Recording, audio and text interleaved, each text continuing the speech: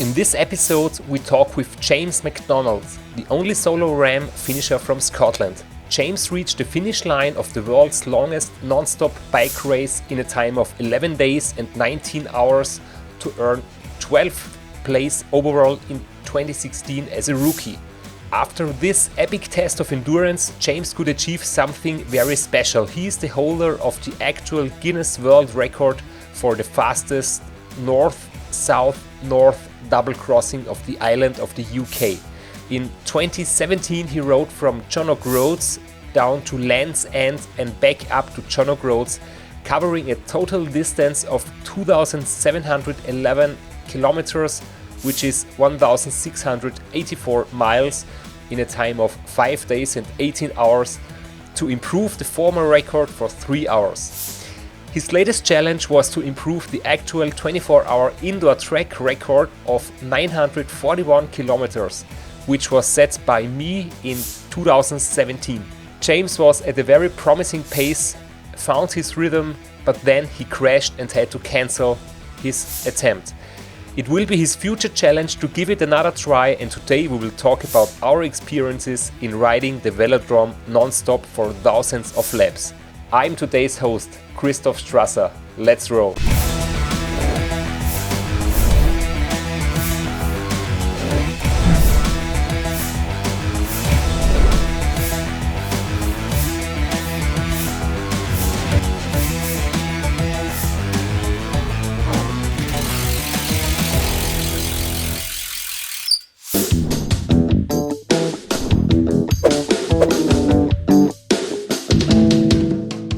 Hey Ultra family, welcome to another episode of Roadside with Christoph, which is a special edition of the Ultracycling show, where I talk with amazing athletes from all around the world, just like we are riding together and chatting from our saddles. In this episode, I will talk with James MacDonald, who is the only Race Across America solo finisher from Scotland. Hi James, how are you? It's great to have you on the show. Hi Christoph, yeah, nice to be here. Thanks for having me. We didn't meet each other in person, so we do not really know each other in person, but for that reason I'm really very excited to meet you today and to talk to you. It's great. Yes, we've missed each other in RAAM. I think we missed the 1 year I was there. You were not there, so yeah, it's nice to meet you at least virtually. Yeah, and we have a lot of things in common, not only Race Across America, but also some painful hours in the velodrome. And this is something we will talk about today. Yeah, that's for sure. I'd like to hear what it was like for you. It was not good. I mean, it was successful, but it was not fun. But let's talk about it later. I would like to start with the sprint round of 10 short questions in a special amount of time. So the first question for you, please just tell us who are you in a nutshell? Where are you from? What is your job? And how long are you riding the bike? So I'm from Scotland, and I've been riding since, a child, since 4 or 5 years old. And I don't really remember not ever having a bike since then. There has been times where I've ridden more and ridden less, but yeah. I work in technology. I work for Google. Oh, that's good. So you're very very good in technical stuff, and this is something we will talk about later, because in your 24-hour record attempt you did a lot of scientific approach. Yes, yeah. It's always been can the technology help and when you, to get the best out of everything, then the information will really help you. Cool. So, what was your first ultra cycling event? I actually think that was the Mallorca 312. That would be in 2014 or 2015. If you don't count things like the Marmot and so on, I've done the Marmot. It's maybe kind of on the edge of being an ultra event. It's probably a little too short for that. But yeah, the Mallorca 312 was the first time for around about 11 hours, something like that. Yeah, and it is about 312 kilometers. It's one loop around the island of Mallorca. Yes, and we got our money's worth because we cycled to the start and then we cycled back home after. So I think it was about 360k that day. The race was too short for you. So Yes. the next question is about your bikes. Do you have bike sponsors? And how many bikes do you use for special purposes? No, I don't have a bike sponsor, but I do have a number of bikes, like most of us do. I have try and count them all. I think it's like 7 or 8, but yeah, there's a few track bikes in there now, which is a new thing for me in the last few years. But I do tend to use quite a few. It's not like they're all sitting there. I use the latest one is a gravel bike, which has been really good fun to explore places I've never been able to get to before. But I have a couple of time trial bikes, a road bike, the track bike that I used in the 24-hour attempt, and a couple of other ones that are used for training and indoors and so on. Yeah, that's great. And what about your training? How many hours do you train each week in average? And how many hours did you train before Race Across America in the peak period? I think that on average it's about 12 to 14 hours a week. But obviously, when you get closer to events, it can be more than that. But that's about normal for me to fit in with family life and with work as well. And when it came to before RAAM, I think it's fair to say that I did more training for the events after RAAM. RAAM was quite early on in my ultracycling story, so I'd have to look back, but I don't think I did really a huge amount of hours for training for RAAM. It was just a build up, and I've done more serious training after that. Okay, and what about the intensity? Do you enjoy long endurance rides, or do you like high intensity intervals? It depends on the weather. I think the long ones are pretty cold in Scotland. I like to do the high intensity ones during the week, so it's in the evening or in the morning before work, and the long ones are at the weekend usually. What about the training in winter in Scotland? Do you ride a lot of indoor training, or do you go to ride outside in every weather situation?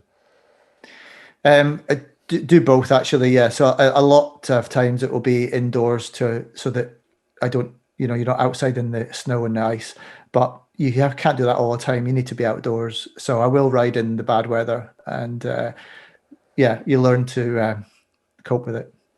Okay. And when you're out riding, what gives you the motivation you need to stay in the saddle? Oh, sometimes I wonder. I think one of the biggest, one of the easy sort of tricks is to go out and back. So when you've gone to your farthest point, then you're on the way back, and it doesn't matter if it's a few hours away. As long as you are going back, then it always feels easier. But I think that having a goal is really helpful. If you know why you're out there, then that makes it a lot easier for you.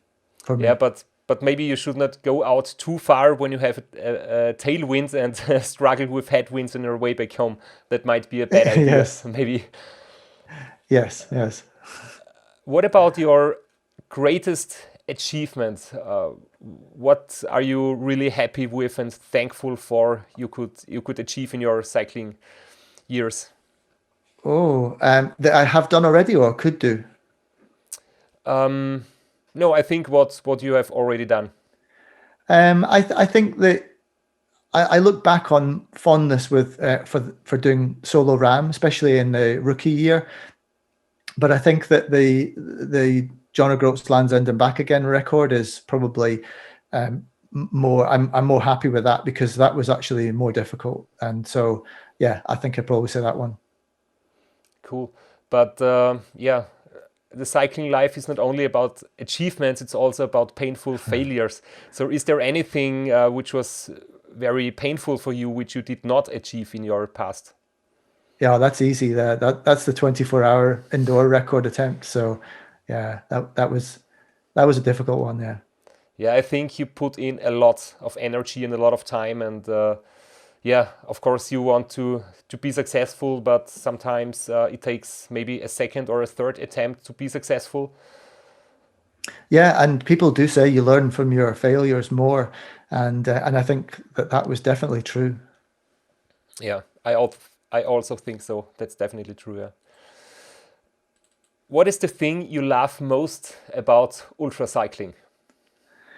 Oh, I think it must be riding through the night, Yeah, knowing that you've gone from sunset to sunrise. I think that's that, and all of the strange things that happen to you when you are riding for a long distance, all those little stories that I'm sure you have too. But I think that when the sun comes up in the morning and you know you've ridden all the way through the night, I think that's just such it's a nice feeling. It's just a weird kind of like bizarre kind of thing, but it makes you feel like you've done something in a way, in a funny way. yeah, that's true. And I also like the day, not as much as the night, because when you can see the stars and the moon, and you have good weather, it's just such a special atmosphere. Yeah, the world is calm. It's nice to be out. You feel as if you're experiencing something that everybody else is missing. Yeah, that's true. That's true. And what about your biggest or maybe most important future goal? What are you looking for, training for at the moment? Well, that has to be the 24-hour indoor distance record, which I'll have one more go at. Yeah, I wish you all the best at this time, but we will talk about it later in detail. And But I have to say, it's very generous of you to say that. no, definitely. I mean, I am sure that it can be improved. I know that riding 24 hours in the velodrome is very tough, and what I did is quite good, of course, but I'm not happy with it because it was not my best possible performance, and I'm sure that it can be done much better. But I also know that it's very, very difficult. Yeah, and I think the value of such a record is rising when people improve it, and another one improves it, and maybe another one improves it. So, yeah, it's just good for the sport in general if people improve records.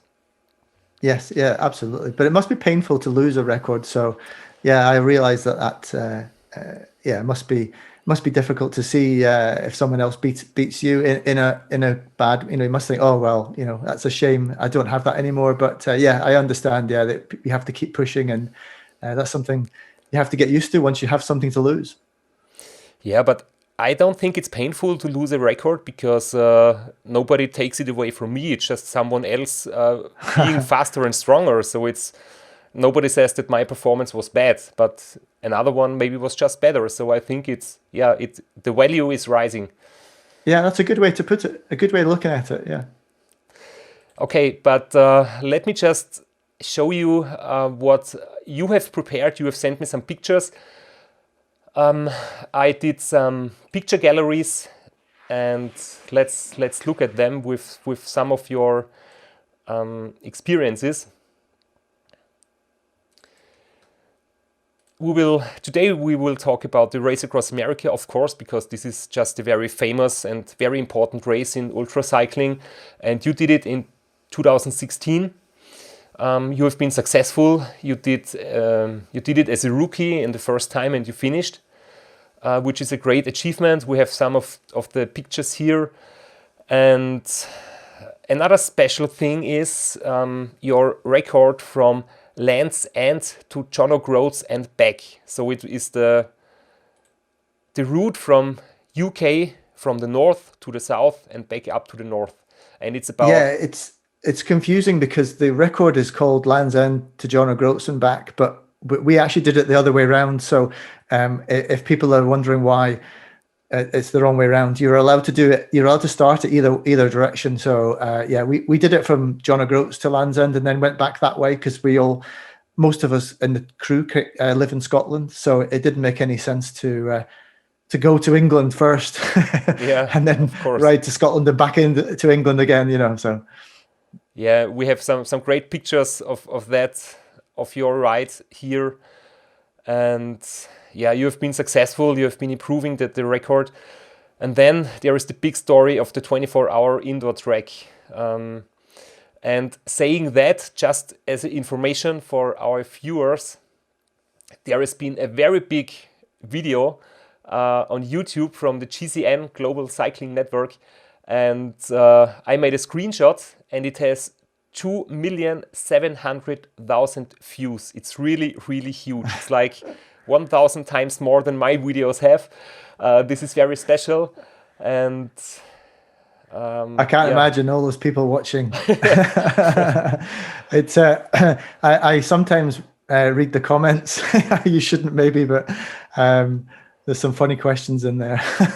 Yeah, but there are 1,700 comments, so it may take a few hours or days to read all of them. So I didn't do it, but I watched the video during an indoor training session a few days ago. Yeah, and it's really it's great. And just to exchange some of our experiences, I also have some pictures from me, from my bike setup, from my successful 24-hour track record, and also my my power output. But I would like to go back to. You used this little hoop there for throwing your bottle in. I like that when I saw that. We didn't do that. I think I just dropped it, and the crew had to pick them up. Yeah, the nutrition strategy is definitely very important, and also how to do the handover from the crew to the rider. It's not so easy because it's not allowed to have another rider on the track, so you need to find some way to do it. Yeah, it's difficult when you get tired, isn't it? Yeah, definitely. And it's also difficult for the crew because they need to run.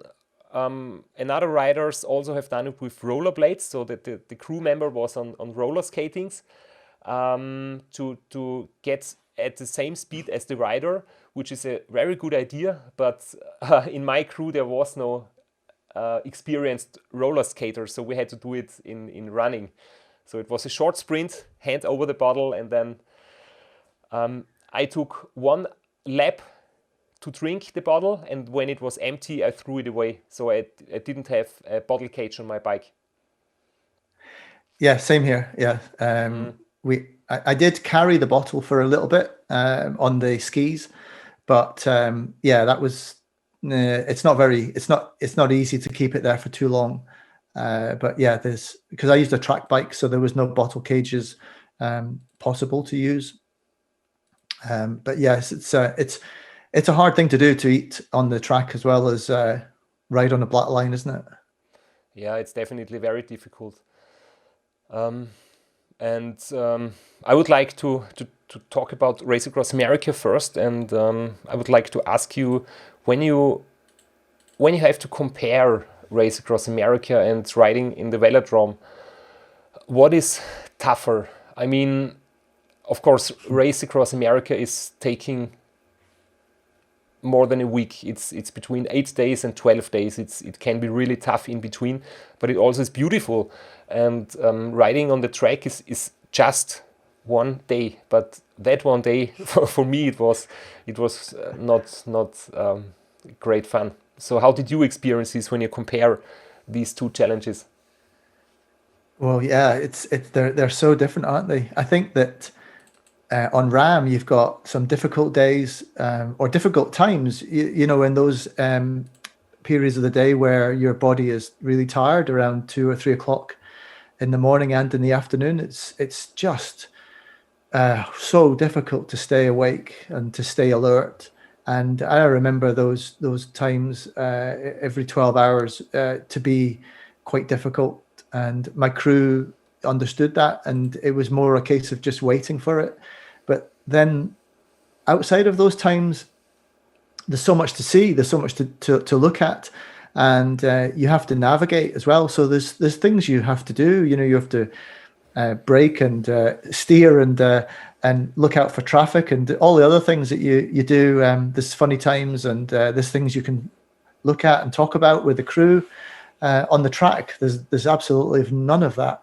It's just literally, I mean, you'll know, I could barely move my head. It was, you become very, very much inside your own head. It's very difficult to even recognize that there's an outside world after 10, 12 hours, I think. But on RAAM, it's very, there's a lot of distraction. Yeah, it's true. And what I also experienced always in RAAM was the very good team spirit. And the team spirit can give you so much energy and so much high spirit and positive impact. It makes it much easier to overcome bad times. And when you have a bad time, you can take it easy for a few hours and just let it roll, or just slow down a little bit and keep on going in an easy way. But on the track, there is no option for slowing down, because if you slow down, you will crash. Yes, or go too far behind schedule. I do remember times on RAAM where the crew were saying, okay, we're 2 hours away from your sleep, and you can just chill, you can just cruise in now. And so we could talk, and we could look around or whatever, and to know that there's no pressure. I wasn't going to fit to win it, so we were just on a schedule. But yeah, those times are pretty relaxed. On the track, it's just it was just so intense that you could feel I could feel every minute at certain points. So yeah, it becomes an eternity. So it's definitely an experience. When you look back at RAAM, we have some pictures here from your crew. Here before the start, and you're always talking about the team spirit as well, which gives you a lot of high spirits. How many people did you have in your crew? 8. Yeah, 1, 2, 3, 4, 5, 6, 8. Yeah, we wanted to have 9, but that would have been perfect. But it was down to budget, so we had 8, and that was enough. It was tough though. Look, hearing the stories of what the crew had to do after I got back, it was tough to hear some of the things they had to do, and but they kept all that from me. That was the only time I touched my bike. right. That's day one, just after Borrego Springs, and I even thought I could put my chain back on. I think that was the last time I did anything other than ride it. Yeah, because I know that section. It's just after the glass elevator downhill, and in that section it can happen that your crew is a bit behind you, so you have to go alone for a few miles. And I think I did RAAM 9 times, and in 6 out of 9 times I had a flat tire in that section. It's always the same. And then I have to call my crew or wait for them and go ride a few miles with the flat tire until they are arriving and changing the wheel. It's always bad luck for me in that section. Oh, right. Well, I had 2 flat tires in the whole race, which was amazing, to think. And but that was just changing from the road bike to the time trial bike.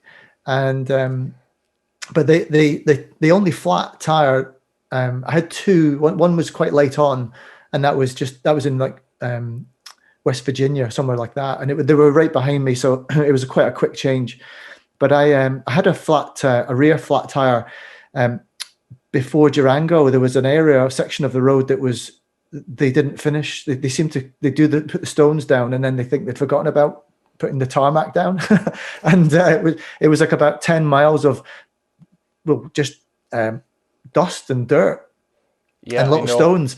Yeah, and I had to, and for some very unusual reason, I don't know quite remember why, but both cars were ahead of me, and I was the last on the road, if you like, and I had no cell phone signal at all, so I had to ride on the rear tire or the rear wheel with no air in the tire for about 5 miles or something. So it was a bit annoying. I was trying to keep upright. It was very difficult with no air in the tire.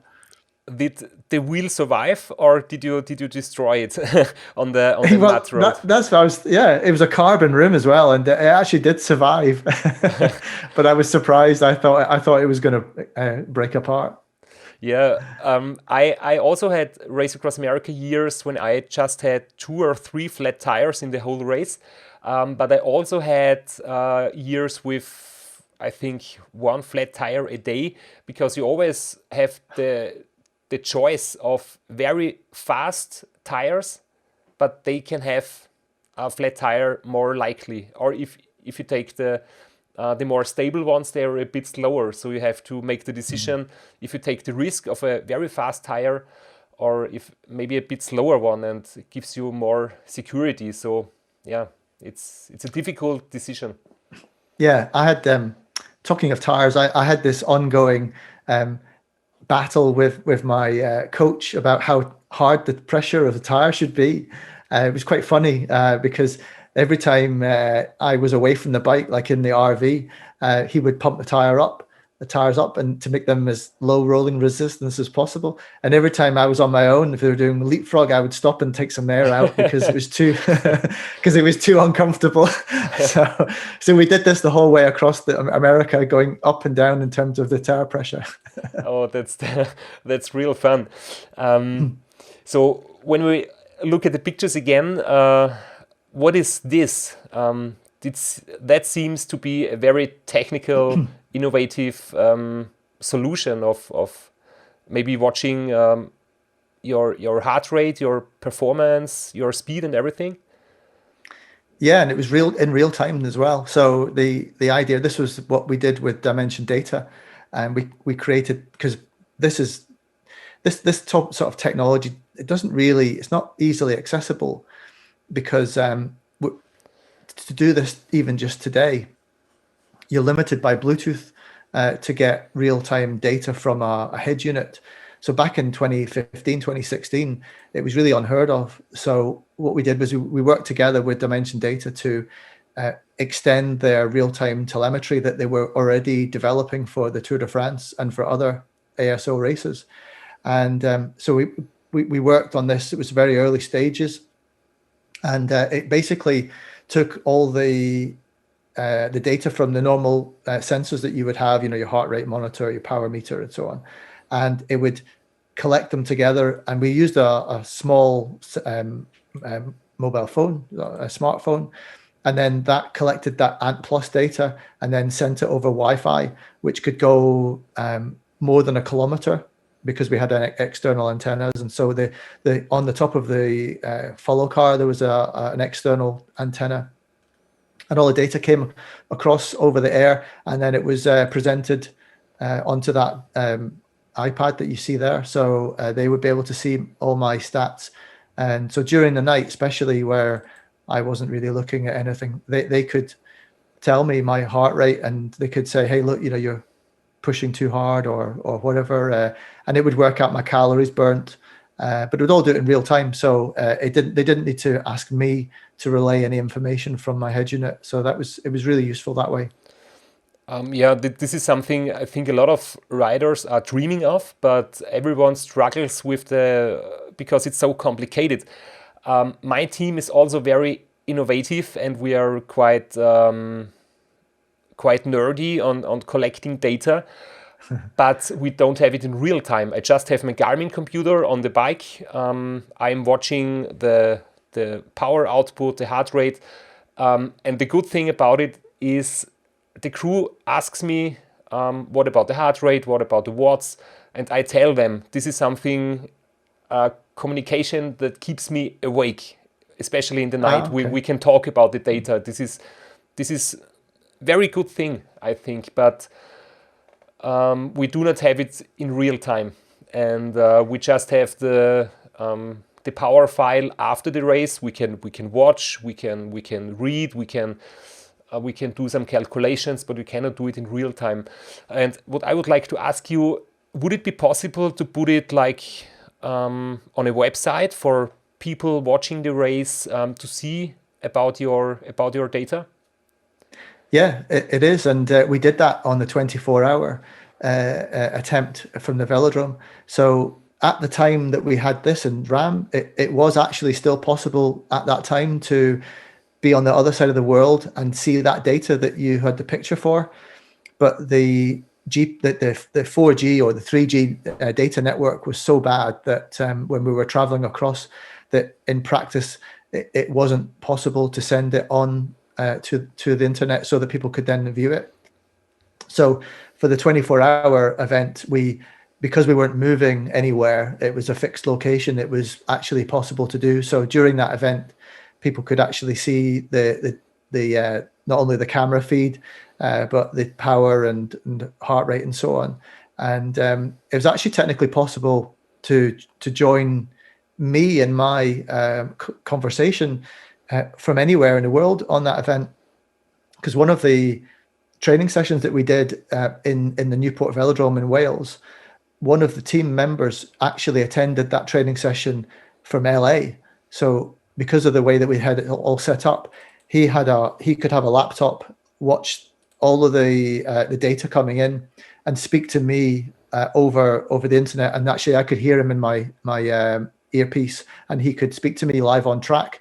And so that was what we did in terms of progressing the technology and making it really sort of connecting the team with me. Yeah, here are some pictures of the it looks like a big office. There was so much. There was so much kit. I couldn't believe how much stuff they ended up bringing. It was incredible how much. And that's them all looking at the data and whilst I'm on track.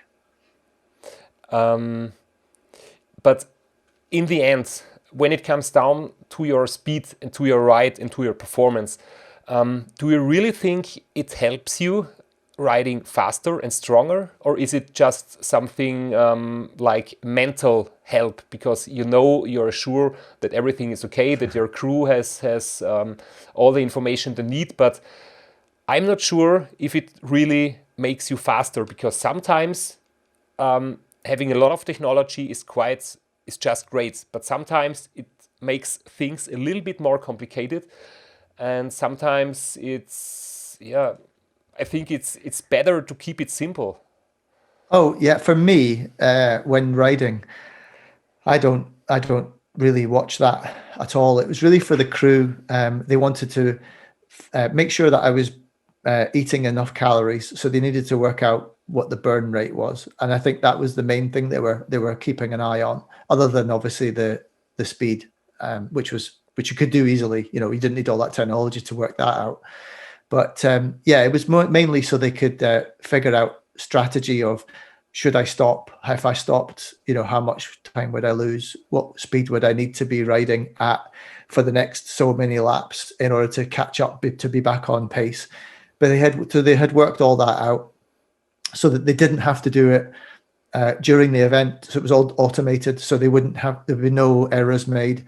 But for example, the other the Lands and John Groats back record, we did have access to that, although it was very difficult with network to share that. It was impossible actually. But my Garmin computer, I never touched. Literally, it had heart rate, power, and that was it. And I never touched it. I think I was about 2 miles away from the end when I clicked the button that showed me how much time I had. I never looked at the time in the whole 5 days, nearly 6 days, until I was coming down the hill towards John O'Groats, and I clicked it to see what the time was. So I just rely on everybody else telling me. I don't look at it. That's good. When you were talking about the bad connection in Race Across America and the problems with the live streaming of the data, there is just a story from a friend of mine, Wolfgang Fasching, 3-time Race Across America winner from Austria, just a very big role model for me. And he was doing Race Across America from 1996. Was his first RAAM, and his last RAAM was in 2007. And when he tells the stories from his first Race Across America participations, he had a media crew with him, a man with a camera and a photographer, and they did the camera job, and then afterwards they took the cassettes out of the camera, put it in an envelope, drove to a FedEx store and sent it with airplane and airmail or something to the Austrian media stations, and 3 or 4 days afterwards, it was covered in a TV report. So this is just unbelievable. And today, of course, not everywhere, and sometimes you have a very bad connections, but in our crew, we have Wi-Fi spots in the cars, and I think 50% of the race have good coverage, and you can do a Facebook live stream, you can do WhatsApp video calls or anything. So it just got very, very modern, the whole race. Oh yeah, I mean the connections that we can have now, and the places where you've got good network is amazing. You know, you can be very remote, but you're still connected. There's places I've ridden in like Turkey and Greece, and you stop and you look around and you think you're miles from anywhere, and then you look at your phone and it's like, oh, 4G. Yeah, it's true. Yeah, and looking back on the pictures, here is another shot from your crew in the car watching the data. And a few minutes ago, you were talking about your calorie intake. Here we see you drinking water. But there is another picture where I was thinking to myself that you are looking so skinny that I was thinking maybe you lost weight, or is it Yeah, the way your body is? Oh, Here, I did lose weight, yes. In that picture, you're looking so skinny, and I think you definitely lost weight. Yeah, I did. I didn't notice at first, and but little things that people wouldn't really even think of. But the back of my head, you don't think it's very fat. That you know, you can feel the bones in your head, but in the last few days, I could feel every bone in my skull. It felt very unusual, and the areas of your skin between your shoulder blades, there was just no fat. There was no like it's just all bony. So it was yeah, I definitely lost weight, but in the as you know, you have to go through the process the first few days where your body adapts, and you struggle to you have nausea, and I know you use liquid diet now, and I would do the same nowadays, but back then it was still too new for us, and so I used a normal diet, although it wasn't 3-course meals or anything, but it was real food. It was sandwiches and fruit and things like that, but it took a few days for me to start really eating easily, and I did eat properly. I did eat a lot, but clearly it wasn't enough. It did take a while to put it back on. Yeah. And I think losing weight is not a bad thing in such a race. The worst thing which can happen is gaining weight because of water retention and something. Yeah, so I think you and your crew definitely did a good job, and you finally made it to the finish line. Yeah, there was. I remember. In fact, it was a funny story actually. Right at the beginning, you know, when you were waiting at the start line and it's quite warm, so the sun's out, and so everybody's sitting underneath the road that's above, you know, the jetty or the pier above, and so you're out of the sun and sitting in the shade, and I was sitting next to somebody doing raw, and he was asking me, "What's your hypernatremia? What's your sodium strategy?" And I'm like, "Do we have a strategy?" I don't know what we have, so I was pulled away from that pretty quickly. We were like, we don't need to have that conversation on the start line. That's what I was told. But yeah, I think we were just sensible, and I like the heat, so I don't think that there was a big emphasis on making sure I was drinking and eating, especially in the first few days. I think it was we just relaxed a little bit in the first few days and let it settle in. Do you know how many calories and how many liters of liquid you took in each day? No. I mean, it's all written down, but I think that we knew how much I would probably need, which is about 8,000 calories a day. But whether we got close to that, I don't really know. I think it all we did wing it a little bit, as an expression from from the UK a little bit. But we also I think that the crew knew within certain parameters that if I was under eating, they would say you need to do this. You need to eat this. Yeah, true. How did you experience the last days of RAAM when you have to climb through the Appalachian Mountains? Because I've never been to Scotland, which is sad because I think it must be great. I've been in Ireland, in the Race Road Ireland, and I think that the landscapes and the nature is maybe a little bit similar. Yeah, similar to Ireland, yes. Yeah, it's a great country and a great landscape. And there is a lot of up and down, but there are no very high mountains. But there is a lot of climbing, and so I think it's quite similar to the Appalachians, maybe. You could say that. I think that in Scotland we tend to have shorter and steeper climbs. So the Appalachians probably, they're around 8 to 10%. The roll up and down, or even maybe 6 to 8%. I remember that day going through them. If you weren't going up, you were going down. There was nothing flat. It was either up or down. As soon as you got to the bottom of the hill, you were going back up again, and you were down. It was just relentless all day. Yeah, but even if they are just 8 or 10%, they feel like 15%. Yes. I think that the roads in Scotland are quite slow. They're quite rough, so the rolling resistance is high. And then when you go somewhere like America, or most places in the world, to be honest, or maybe Ireland is the exception, that it all feels really fast. So even with a hill, it's lower resistance, than you would normally have. But I think that last day doing that, what is it, something like 10,000 meters of climbing in the last day, it's quite high. I think that my low body weight helped me there. And I remember saying to the crew that if you were really struggling on the last day, then those Appalachian Mountains would be, I can see why people can get nearly all the way and then just not finish, because they are so, that last day is so hard. Yeah, that's true. How high is your body weight?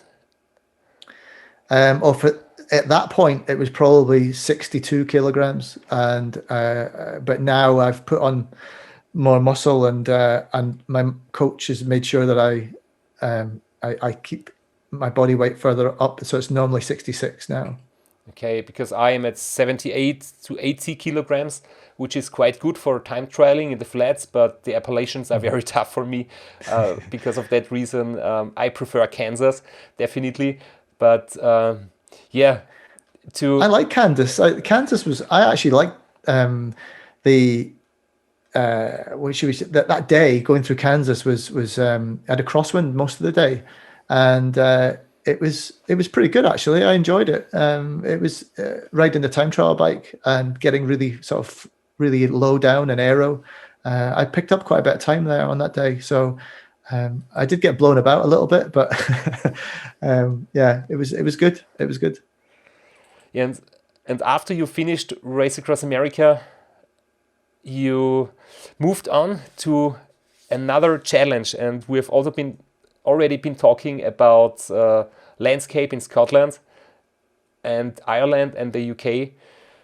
So your next challenge in the year afterwards, in 2017, was riding from the north end to the south end of the UK island, and it's called, please tell it, because I'm not sure if I spell it correctly. No, that's good. No, it's a well-established record to go from the very southernmost point of the UK to the most northern point of the UK. So that's Land's End to John O'Groats. They're the two towns, or I don't think they're towns, they're smaller than that, but the Land's End is in the south and John O'Groats is in Scotland in the north, and that's a well-established record that's been going for a long time. But I didn't think that I had the physiology or the power to actually take on that record. I would be more suited to doing the return record, which also exists, but is being it's a lot less well established, and a lot less people do it. They see the one-way record as the one to achieve. But I actually met the record holder of the Land's End to John O'Groats and back record, and he was such a nice guy. He's very, very humble, called Ben Rocket, and which is a great name for a racing cyclist. And I just, there was something about frankly the ridiculousness of doing to do that whole distance and then going back again, that it just appealed to me. And knowing a lot of the roads there, especially in Scotland, because I have ridden the end to end 3 times before that, so I knew a lot of the roads, and so yeah, we targeted that because it was familiar, and there's a lot of towns and cities you've got to get through. So it's not like Race Across America where you have nothing in the way of you. In doing this record, there was traffic and there was all sorts of things in the way that you just have to put up with. Like, you can't go fast in certain places because you're sitting at traffic lights, for example, or going through a town. But Ben Rocket's record was not perfect, and there was things that went wrong. So we realized that we could improve on that. So that's exactly what we went to do. So how many? Just for me to understand it correctly, how many people have done the double crossing of John O'Groats to Land's End and back? I don't know exactly, but it'll be just a handful. Okay. I mean, I think we're only talking 5 or 6 people. I mean, I may be wrong, it may be a little bit more than that, but it won't be very many. There was 2 on the year I did it. There was 2 other people that attempted it before me, and they both they didn't finish. They would have realized that before that it was not possible. There's a lot of bad weather in the UK, so that can be a factor. And 1 or 2 people have tried since. So since 2017. So it's a very rare record. Yeah, but for that reason, I think it's very exciting because it's very challenging. And when I look back to the race around Ireland, my average speed was very low compared to other races like Race Around Austria, which is the same distance. Race Around Austria has more climbing, but still it's much faster because there are better roads. And in the UK and in Ireland, in my opinion, it is just very slow roads because it's always left and right, always up and down. It's very rough, and especially in Ireland, there are so many sheep everywhere, so you have to take care not to crash into sheep or something. And the roads are narrow, so if you have oncoming traffic, you have to slow down a little bit. And there is no single downhill where you can go really fast. And when you compare it with Rocky Mountains in RAAM, they are like straight highways down the mountain. You can go with 70 or 80 kilometers per hour, and in Ireland you can just go down very slowly. Yeah, absolutely, and that's what makes it. It's really extreme. The Land's End John O'Groats and back. I mean, I had my wrist strapped up, and I was wearing winter gloves, but only because my hands were so sore. I took the skin rubbed off the inside of my thighs where my shorts just were vibrating a little bit, and I took the skin off the bottom of my feet on one of my feet. And it was, and never mind the saddle sores, which were, we better not talk about that. But it's, let's just say, it needed a little bit of healing afterwards. But it was, you see the picture there in the middle. This was my hand swelled up because of I hit a big pothole in the middle of England, and it was really painful. So I had to have my hand strapped up, and then because the circulation isn't as good because you've got bandages around my hand, then my fingers were swelling up.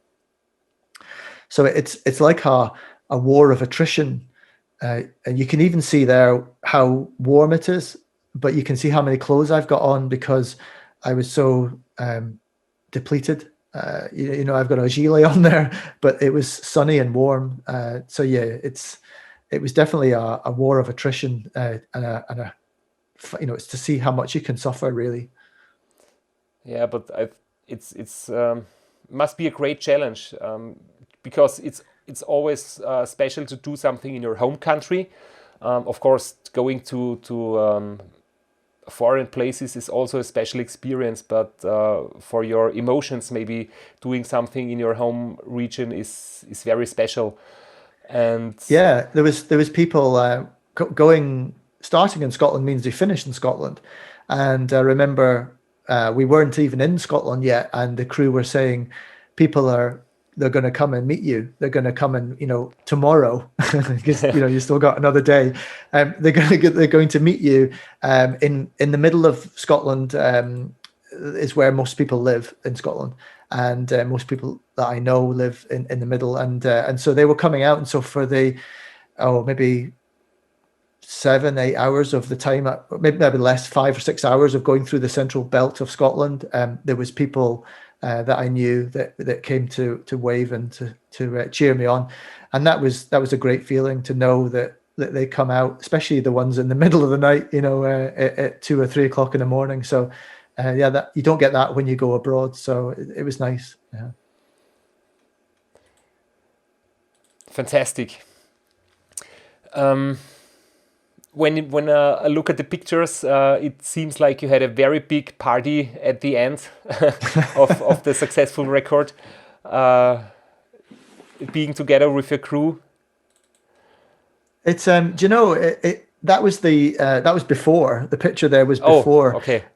So when the night before the event, and it's the picture at the top by the wall. That was the finish. But it was 3 o'clock in the morning when I finished. So it was straight.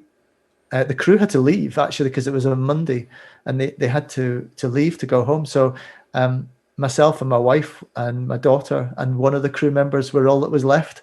About an hour after that picture was taken, it was just us left there, so it was. We did a great celebration a little bit after that though, so where everybody had recovered. Yeah, some people think, and some people ask me, what about the party after Race Across America, and are you going out to celebrate and that stuff? And I think people cannot imagine how tired you are. You're not able to celebrate because you just want to go to sleep. You're too tired to have a drink. Maybe you get one small pint of beer and then you're done. Yes.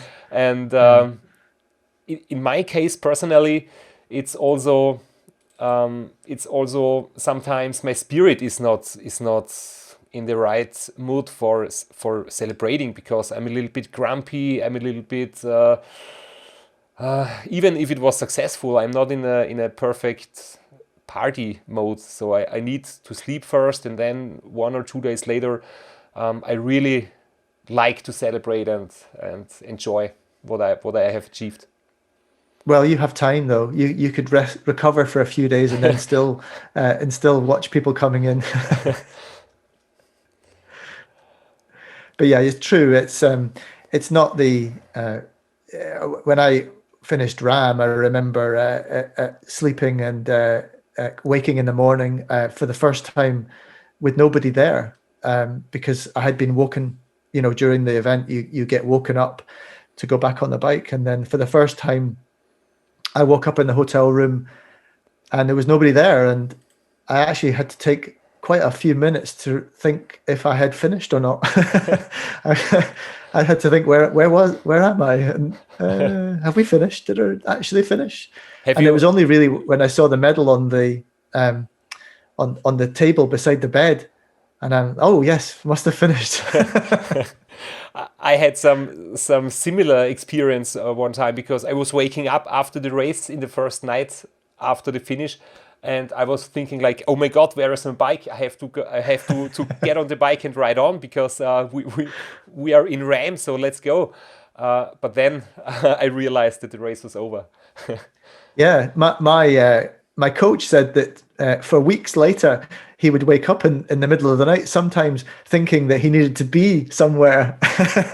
So yeah, it takes its toll because you get into the rhythm, and you have to come out of it again, I guess, afterwards. Yeah, that's true. Okay, but we still have one thing we would like to talk about, especially about the 24 hours on the track. And what was your reason for trying to do this, and what was your inspiration to ride for the 24-hour indoor track?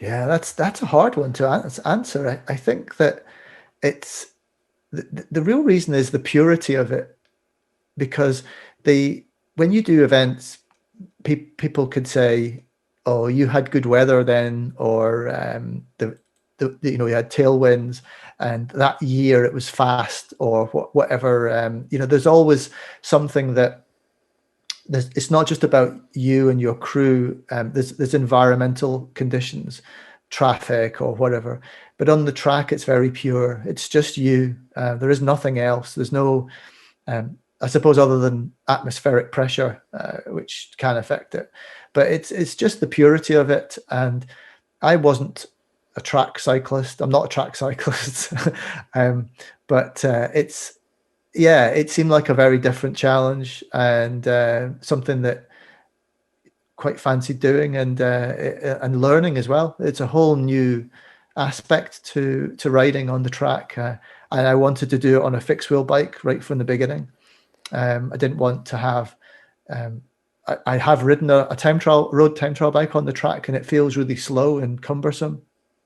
So, yeah, I wanted the purity of doing it on the track, and with the track setup. And I think that watching Bradley Wiggins doing the hour record, and which is just before that, well, not just, it was a couple of years before that.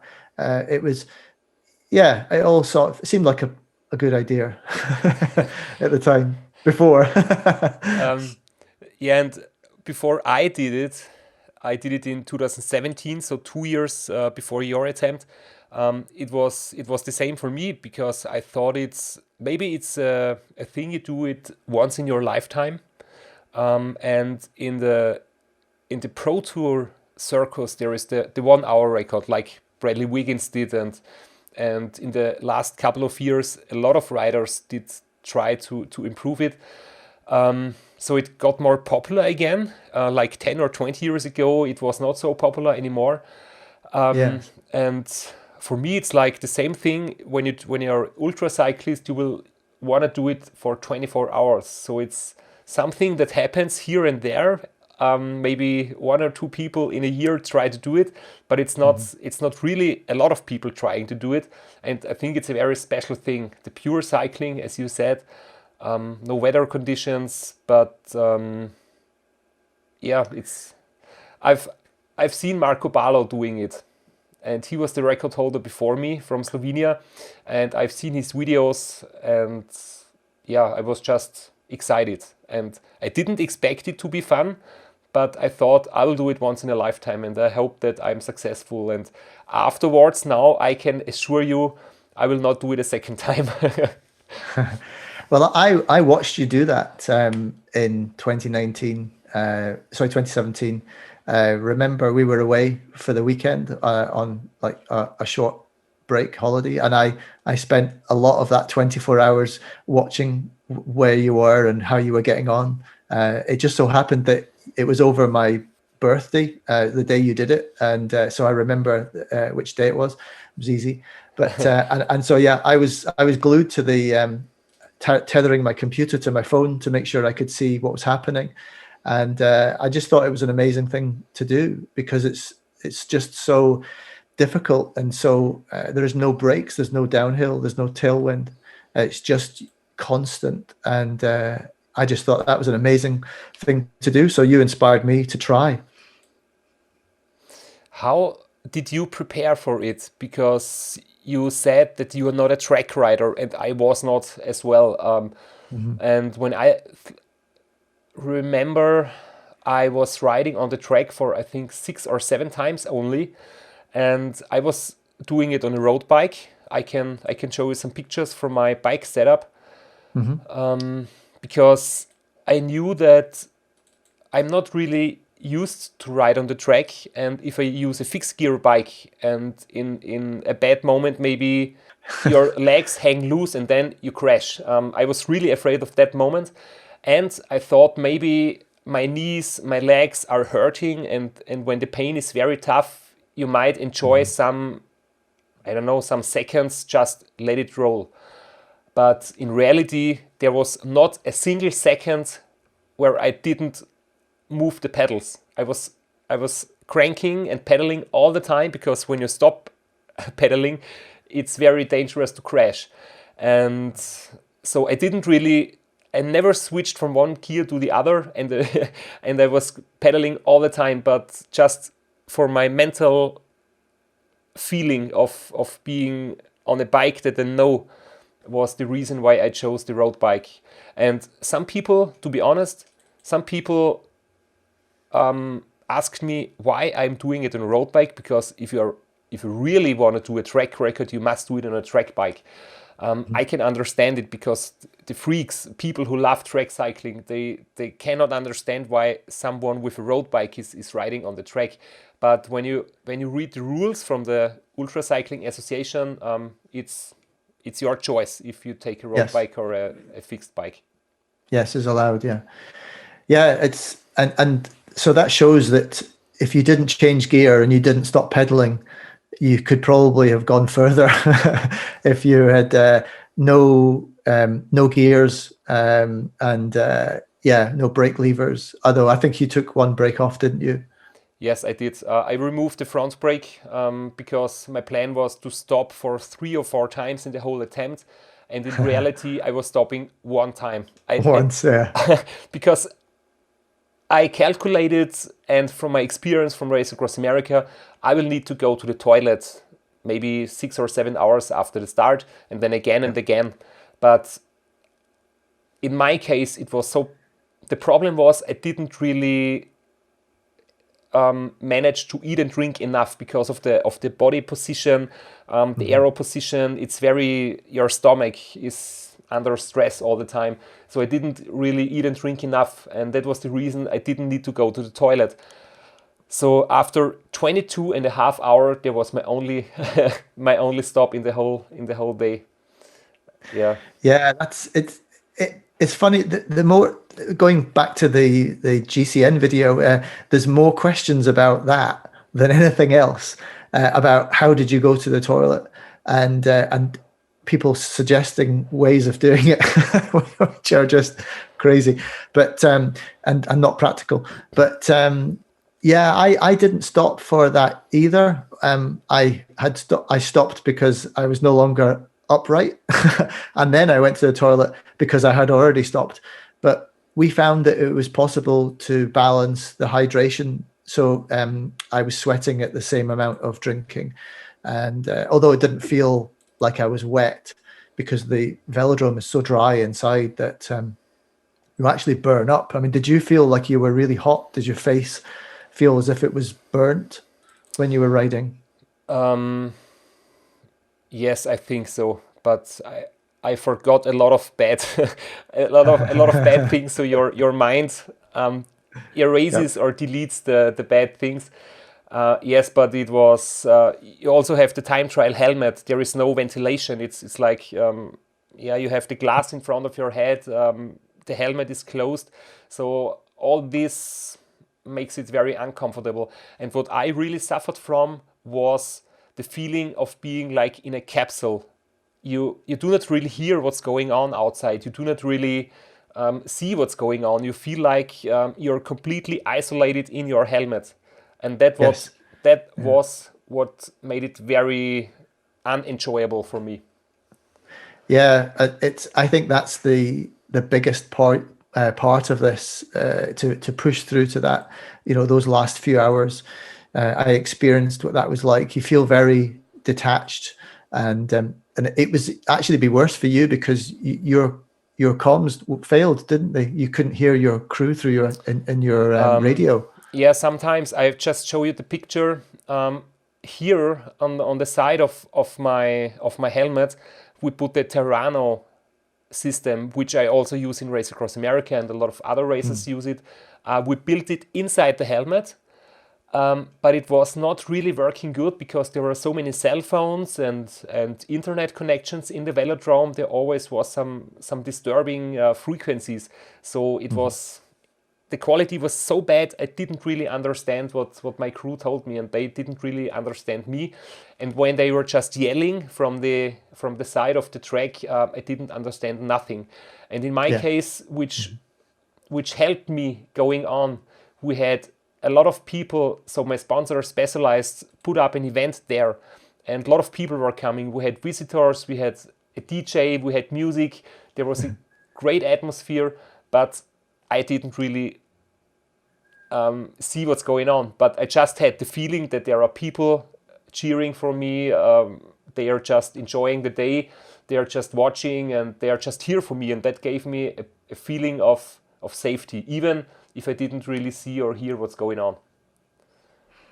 Yeah. You can't hear anything, can you? When you go past somebody, you're going so fast that you literally might hear one word, and that's all. I remember we had similar problems with the comms that we used, so we tried a couple of different methods, and we finally got a solution that worked really well, but was very expensive. And but it doesn't interfere with people's cell phones and Bluetooth. So we've got a good system. So I had stereo sound, so I didn't hear any bike noises. I didn't want to hear the chain noise or anything like that, because it's not really something you normally hear when you're out on a bike, because the wind goes over your ears.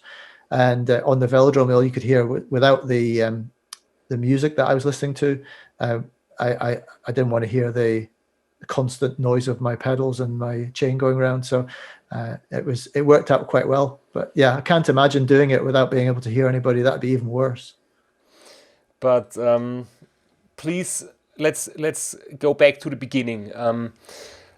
Tell us a little bit about how was it for you? How did it? How was the first hour when you started the attempt? The feelings before the start. Please just tell us a little bit of your experiences.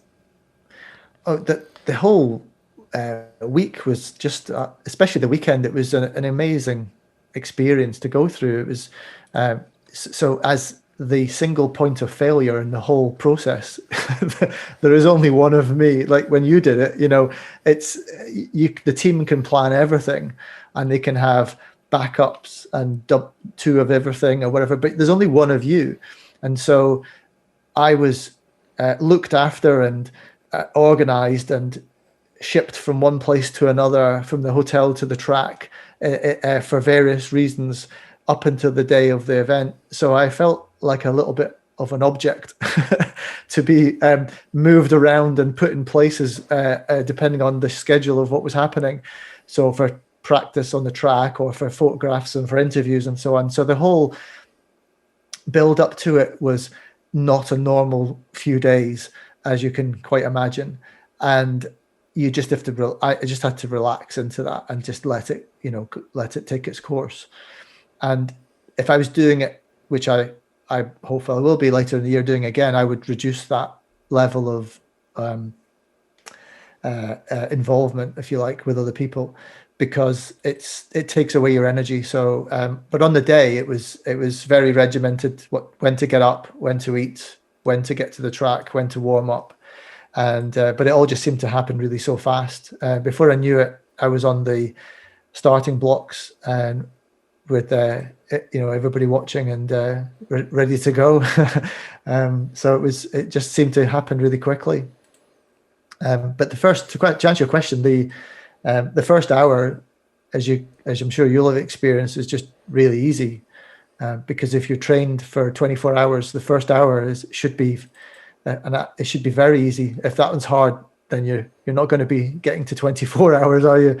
Yeah, that's true. So yeah, the first hour is really good. You just settle in, and I had done a lot of hours on the track to get to the start line, because Newport Velodrome in Wales were amazing to support us, to allow me and the team to be there for longer and longer rides, like 4 hours, 8 hours, 12 hours, 18 hours, that we were doing these practice sessions.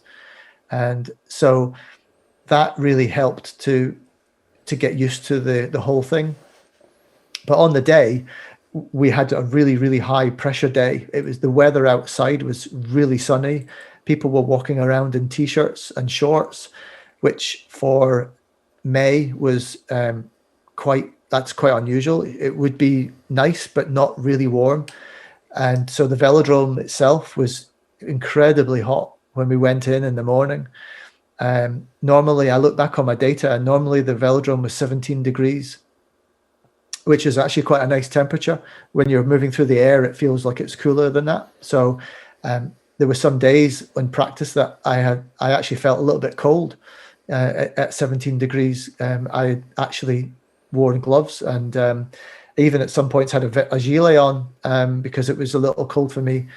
But on the day we were there, it was like 25, 26 degrees in the velodrome, and I immediately noticed the difference, because whilst it felt okay the first few hours, my heart rate was very high compared to normal. And that was just simply because of the temperature of the velodrome that day. So I used more energy right from the beginning. And that's something that we will do. To do it again, we would make sure that it was in the winter, so we'll have cooler temperatures indoors. I think I was lucky on that because I did it in October, and it was about 20 degrees inside the velodrome, 17, 18, and up to 20, which was really good. Yeah, but maybe winter is really cold. I'm not sure, but it's better. I always think it's better when it's a little bit colder for your performance than when it's too warm, because when it's too warm, you cannot really react. When it's cold, you can find a solution for that. Yeah, it was so hot in there, and I love the heat. Going, on RAAM, going through the desert, I was totally comfortable. I actually, that's not a problem for me. But it's different inside. I felt like I was burning because of the dry air being warm. So actually at one point, and I knew this was just so wrong, the wrong thing to do, that you're not normally allowed any food or drinks on a velodrome, as you'll know. We have, like you, I would have to get special permission to even drink a bottle on the track. And the reason is that any moisture makes it really slippy. But I was so hot at one point that I just literally put some water down on my back, like you would do outdoors, not really thinking about where the water will go once it leaves me. But yeah, so it was a little dangerous to do that. But that was just showed you how hot it was, and that took its toll on my my kind of performance, because I had to essentially do more to keep up with the pace than I would have done in training. Yeah, and was this the reason why you crashed? Because that was maybe the main reason why you had to stop, and your attempt was not successful because you went down at some point after, I think, was it about 6 or 8 hours? Yeah, it was 8 hours, I think. And yeah, actually, we thought that was the reason at first, is that there's me putting water down my back, and some of it must have gone on the track. But later we realized that was actually a long time before I crashed, and it would have dried by then. Okay. What actually was what we found out was the problem was the bottles that I was using were new. We didn't use them before, and they were sitting on my skis flat, and they were dripping onto my legs, dripping onto the bike, dripping down onto the track, just little bits. And when I saw the bike afterwards, it was covered in sugary spray, all dried, but all the sugar was all down the frame. And so, yeah, it was. I rode on top of what essentially would be a wet part of the track, and I must have ridden over it before, but when I rode over it to stand out to stretch my back, and I was out of the saddle and put my hands to the side, the bike just went straight across away from me, and landed on the track at 40 kilometers an hour. It's not the best thing to do. What I was always, when I rode the 24 hours, I was always afraid of crashing, and luckily it did not happen. But when the time was over, I did one more lap just to slow down a little bit and just to realize what I have just achieved. Just one lap, and I was crashing in that one lap at 24 hours and 20 seconds. I was crashing because my focus was gone, my concentration was gone. Yeah.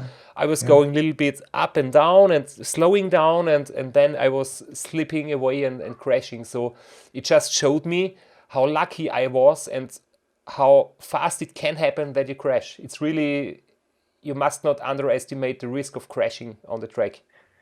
Yes, and I had never crashed on the track before. That's my one and only time. And but what I did notice was because I went to 15 hours, and at that point it was at a point where it wasn't going to be possible, and there was no reason to go any further because I was still in the senior category, being 49.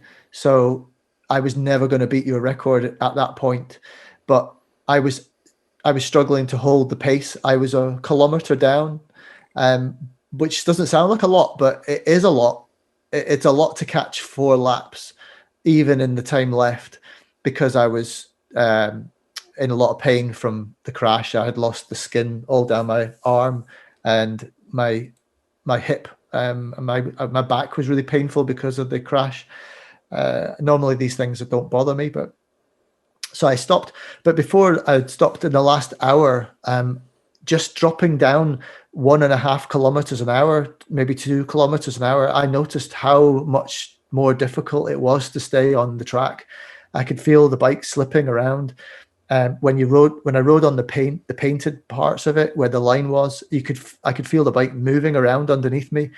So because the speed wasn't high enough to push me down in the track. So yeah, you're right. It's very difficult to maintain the concentration and to make sure that you still stay upright. So the last hour was pretty difficult to stay upright. I really did think I was going to fall again. And talking about the problem with your dripping water bottle and some liquid going down onto the surface of the track, how did you manage to do the handover? Because I can show you a picture from me. We did it like this. My crew was running beside me. I had the bottle in my hand for 1 lap, and after 1 lap I was throwing it away into some special construction. It's like a basketball, and I had about 100 bottles. So every 15 minutes it was just 20% of the bottle was full with liquid. And we had calculated it wasn't the full bottle, just a little amount of liquid or liquid nutrition for the calories. So it took me 1 lap to make it empty, and then I was putting the bottle into the basket 99 times, and only 1 time I was missing it. And this was one of the funny parts of riding the track. Just always trying to get it into that hit that target. We worked out that So we did the other way around, is to take a full bottle and then keep it there on the skis. And I would take a drink from it, put it down, take a drink, put it down. Because the slowing down to get a bottle was taking up too much time. So we opted to do the slow down less times and hold on to it. And it would have been okay if it hadn't been dripping. But yeah, we will learn. We lesson learned, so we'll do that. We do it differently, but we'll have bottles that don't leak this time. Yeah, and how did you experience the pressure on your upper body, on your shoulders, and on your neck and on your stomach? Because this is something, when I look at the pictures, I will show them again. You are in that position most of the time, and there is no chance to get out of the saddle. There is no chance to ride upright for a few laps, and there is the pressure in the curves. The curves are very steep, so there is a lot of pressure on your shoulder. It was very painful for me in the end. Really? So in you're painful in your shoulders and your back then, was it? Yeah, that's true. And also my digestive system was not at high performance because of that aero position all the time. Because in a time trial, even in a very long time trial, there is some seconds and some moments where you can relax a little bit, but on the track there is no seconds or minutes of relaxation on your upper body. Yeah, I didn't have a problem with that as such. It was painful because I had fallen, and because I lost the skin on my elbow where I put my hands on the armrests. I couldn't do that because it was essentially the skin had come off. So I had to put my hand further back, and then my knee was banging on my elbow, and so I was twisted round to try to stop my right knee banging on my right elbow. And because I was twisted on the bike, I then started getting a pain up my back and into the back of my neck, which I would not normally have. But it was because I was all twisted round on the bike, and it just became from 8 hours to 15. That's how long I had to ride in that twisted position, and it was just getting worse. But I don't think I would have had that problem had I not fallen. But I did have a problem with my feet. And I believe it's to do with the blood being pushed to your feet through the corners all the time. And so my feet felt as if they were on fire. And that was very painful. It was quite difficult to ignore towards the end. It was just a lot of pain. Yeah. Did you experience sore feet? No, that's not a problem of me, also not in RAAM. I'm always struggling with numb fingers. But never with numb feet. And some other riders, a friend of mine from Austria, his problem is the other way around. He never has numb fingers, but always numb toes. So I think it's very individual, depending on your nerves and on your body and everything. So it's quite interesting how different people experience different situations. Yeah, it is, and you just have to manage around it, I guess. I don't think there's anything much you can do really with that. I don't think there's much I can do with my feet being painful. They weren't numb. It was pain. It felt as if somebody had them in a fire, and so yeah, I don't think there's anything I can do about that. Just have to put up with it. But I just want to show you why I am sure that my record, I did 941 kilometers, is not the perfect ride, because here is my statistics, and I do not know how it happened that my performance was going down so enormously and so soon, because you can see it here. The purple line is my watts.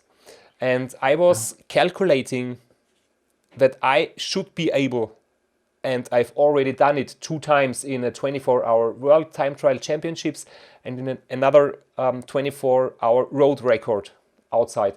I was pedaling with 255 watts. average for 24 hours. And I did a practice ride for 6 hours in the velodrome, and it was no problem to have 250 watts for 6 hours. But on the day of the record, my performance was going down after 2 hours. And then after about 6 hours, I was not even managing to go for 200 watts. I was about 190, 195. And I have no idea. In training, it was no problem. On the day of the record, it was going down so soon. I was not able to eat and drink enough. And if you are slowing down, your spirit goes down, your motivation goes down. And I was suffering a lot more than in the training. And then here you can see in the middle of the attempt, I was like, my heart rate was going down to normal. It was very high in the beginning, as you can see here. Yes.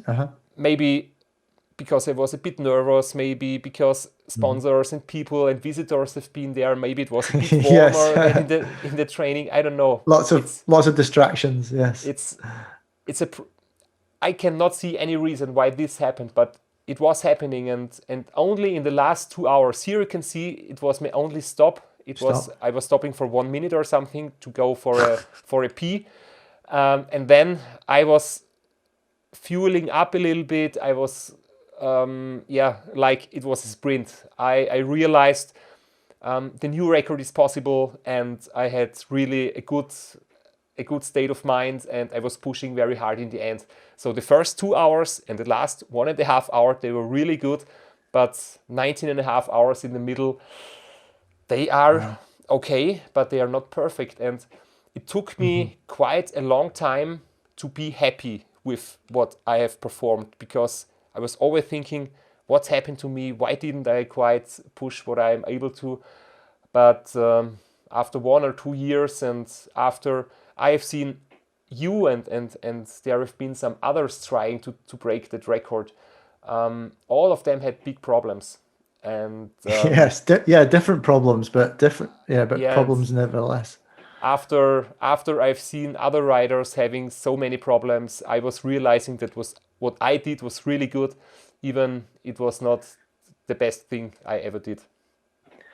Well, it certainly is. I would be pleased with 941. I would be very pleased with it. So, but for I think that there's a difference having done it or tried it, and I'll go into the next. We'll do it one more because I think it's a very painful thing to do. So I wouldn't want to do it a third time. But having experienced the loneliness, the feeling of being in that washing machine for so long. That's what it feels like. You're in a washing machine going round and round. We will do things to make that more less unpleasant. I think we'll do that. Maybe we were talking about taking the visor off sometimes and then putting it back on. Maybe having a lap that's a timeout lap. So I would literally come off the gas and then ride up in the middle of the track, look around, and then get back into it. And that might break that sort of monotony and that tunnel vision that you get, because I think that makes a big difference. Yeah, and talking about monotony, let's look at that number, because I think this was the number which I did. I think it was 3,767 laps. And one lap is about, I think, 22 seconds or something. Yeah, and 22 seconds. Yeah, when you take 22 seconds, I think 8 seconds are a left turn. Then you have like 3 or 4 seconds straight and another 8 seconds, another left turn. So you have 7,300 left turns, and 70% of the whole time you're just in the left turn, and this is making you completely crazy. And even if you are on the straight, it is not really, you cannot compare it with a flat road, because No, it's because you want to still, go left. yes, Yeah. it is still hanging to the inside. So you have Yeah. to be focused all the time. There is not one single second where you can just think of anything else. Did you try to ride the track without looking where you were going? No, I did not. I would have been afraid of crashing, so I was trying to stay focused and looking all the time, and this is so exhausting. What I mean by I don't mean close your eyes, but on RAM, for example, you don't need to look ahead. You can just vaguely look at the road, and you know that you're going in the right way. Especially as there's people behind you that will tell you if there's something to see, Yeah. like a car or something. I did try on the track in practice to di- to focus away, into infinity, and just watch the black line as a blur, because then it's easier on your brain to not have to spot every couple of seconds all the way around the track. And it is possible to not stare at the track and to not focus on the actual track itself. But it is quite hard. I did manage it for a while, but it's quite hard in a different way. Is that you tend to zone so far out of it that you can almost go to sleep. So it's a real fine balance between being alert enough or trying to disassociate from it. That's very interesting. Do you have like a date when your next attempt will take place, or is it just are you in planning?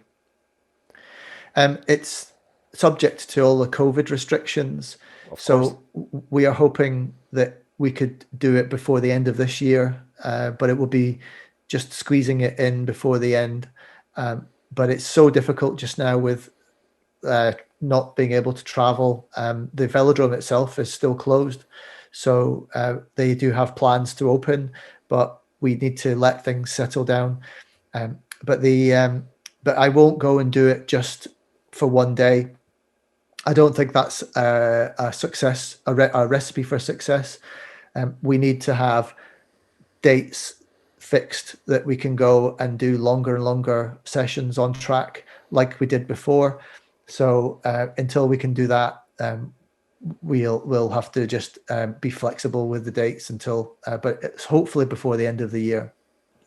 When you go through the process of every year, you do different things. You learn more about the sport. You learn more about how to manage it and so on. And I don't know if people listen to this to learn or they just want to hear the experiences. But for me, some of the things, in terms of different training methods, more focus on the gym work, those things, or even just like saddle comfort. It was a huge thing. I actually had a real problem with pain sitting on the saddle in the 24-hour. It was really painful and painful for a long time after. So I went through a lot of testing to find a better solution, and I finally found something. So that might be of interest. I don't know. Okay, then let's continue with the record. When you will do your next attempt, what are the things you would like to change or like to improve comparing to your last attempt? Is there, some special preparation? Yeah, there's definitely the way I look at it is that in order to maximize or minimize the amount of work that I need to do, then we will do more on the aero side. So we had Endura provide a custom skin suit, which was customized for the speed that I was riding at. So the surface treatment on the of the skin suit was actually tailored specifically for 40 kilometers an hour, and it made a difference that I could feel. Never mind measure. I could actually feel with everything I had on when I had it all together that it was faster. But we could make the bike faster. So now that since the attempt, there's a lot more solutions for these monobars that are not made of round tubes, but they're molded to your forearm. So yes, you see there. So if you were to look at the airflow, there's a lot of disturbance around where my hands are. So these new bars that are further up and they're molded to your forearms would be more efficient. And we reckon that it's possible to get just under 200 watts. I was around 210 watts for the 40k an hour speed. But if we can get under 200 watts, then it makes it easier for me. It means you have to eat less, have to ride slower, not slower, sorry, less hard. So if we can make some improvements on the aero side, I think that would make a measurable difference. Yeah, in my case, I'd had 218 watts of normalized power and 213 of average power. So you are a bit more aero because you are more skinny. So your resistance is a bit lower than mine, but it's quite similar numbers. And if you can push it below 200 watts, I think it will be much more realistic. Yeah, yes, I think so. Do it. I think that when I was doing testing, if I was riding at 190 watts, my heart rate was like 120. So that's within the area of making it easier to burn calories or to consume calories. Yeah, that's very true. And what about your the saddle and the topic of having a good seat? Because that was also something which was very special for me because you're not able to go out of the saddle. You're sitting all the time in that position. Yeah. It was painful on the backside. Yeah, it was really painful, and I think that I was making it worse over the longer sessions that I was doing. It was painful after. So, and it wasn't skin pain; it was more bruising inside, and so after the 24-hour, I had pain for a couple of weeks, and going back on the bike afterwards, it was still painful. So I think that I had really upset the nerves and all of the all of the sort of the soft tissue and so on that was there, and so I really needed to look at a different way of a different saddle. So I started to try to think what would be good, and I spoke to the physio and bike fitter that had helped me for the 24-hour called Phil Burt, who did a lot of work with the British cycling track team and with Team Sky and so on, and has worked with riders that are way beyond my skill set capabilities. So I went and spoke to him again, and we tried some saddles out with the split nose saddle, that is becoming more and more popular with a gap in between. But I found that they were still not right. They were still not wide enough. I was still sitting on soft tissue when I was really, really far forward with my arms really low down. So I ended up finding a saddle in the US called Bisaddle, which you can adjust it. So it doesn't come as one sort of shape or size. It's actually one that you can move it in and out as per your body. So I thought that's like an amazing thing because we're all different. So I got one of these. They sent me one over, and because I said what I wanted to do, and it's been such a difference to me because I have never sat on a bike with my sit bones supporting my weight before, and so I found it just a massive difference. I hardly use any chamois cream now. There's no heat in there now, and there's no pain. So for me, it made a massive difference to use this saddle because it's adjustable, and so if I want to do, I can tweak it. It took about 2 months really to get it. The first 3 or 4 rides you could tell it was going to be good, but I've adjusted it, since then, and it's good for me. So I'm looking forward to trying it on the track. Yeah, that really sounds very promising and like a perfect solution for your goal. Definitely. I think a lot of people just put up with it and they just think that's it.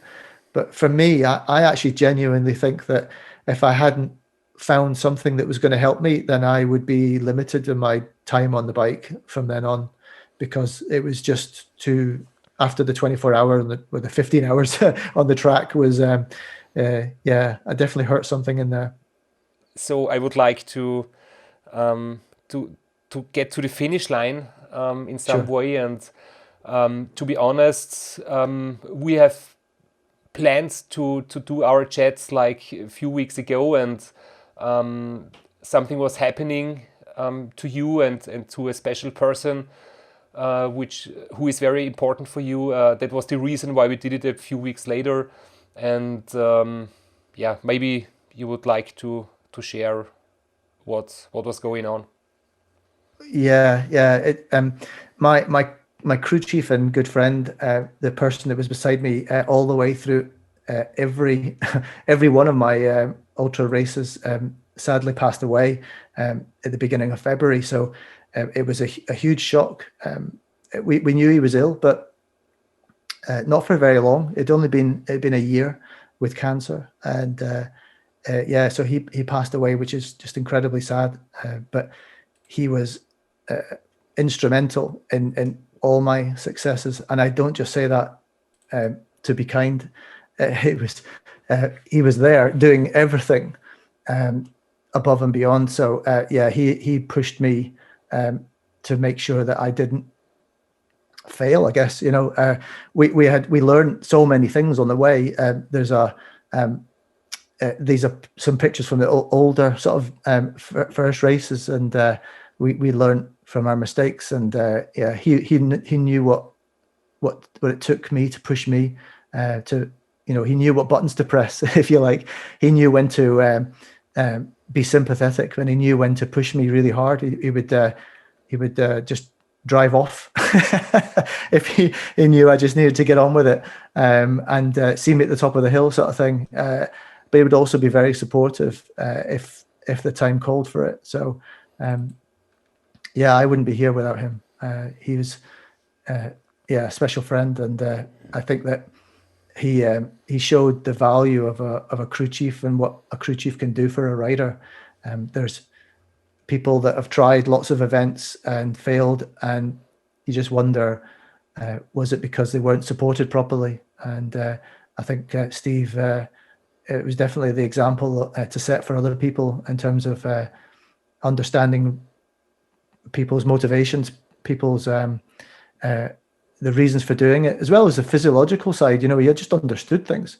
He understood what I needed on the bike in the middle of the night, in the middle of nowhere. So yeah, he was a special guy, special person to know. Yeah, and I can hardly imagine how sad that must be for you and for his family and for the people who loved him. But maybe you can find a way to make him proud. I know that he would be proud of you, definitely, of all you've done, and your friendship was such a special relationship between two people, which especially happens in like ultracycling events, in a team spirit, and this is very emotional for everybody in a crew, but especially between the rider and the crew chief, definitely. And I hope, Yeah, so I really you hope must that have. that you will have a great attempt in hopefully that year on the track. And I'm sure that Stevie, if he would still be here, he would support you and he would be proud of you. Yes, we'll. I'll finish the 24 for him, so that's something I can give back to him. Yeah, that's perfect. I think that's a fine thought at the end of our session. Yeah, and I can just say it again. I wish you all the best. I think you have everything it takes to. You have the mind, you have the spirit, you have the technique. You learn from a failed attempt, and yeah, if you're if you don't do 941, I will be happy, but if you do more, I will also be happy for you.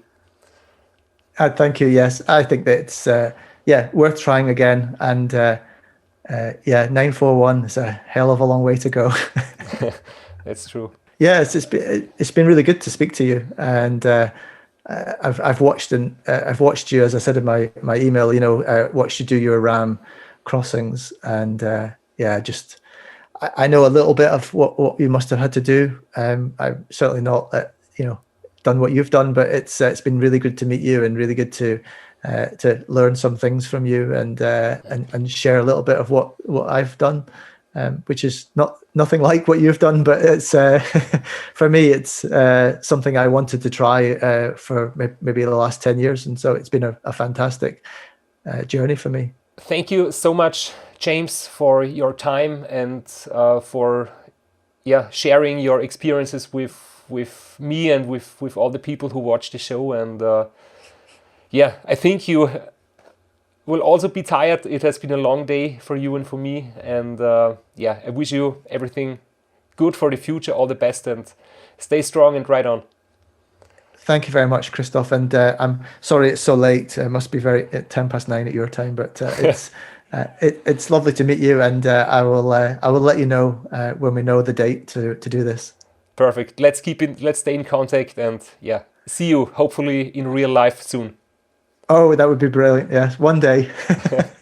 Okay. Goodbye, James. Thank you.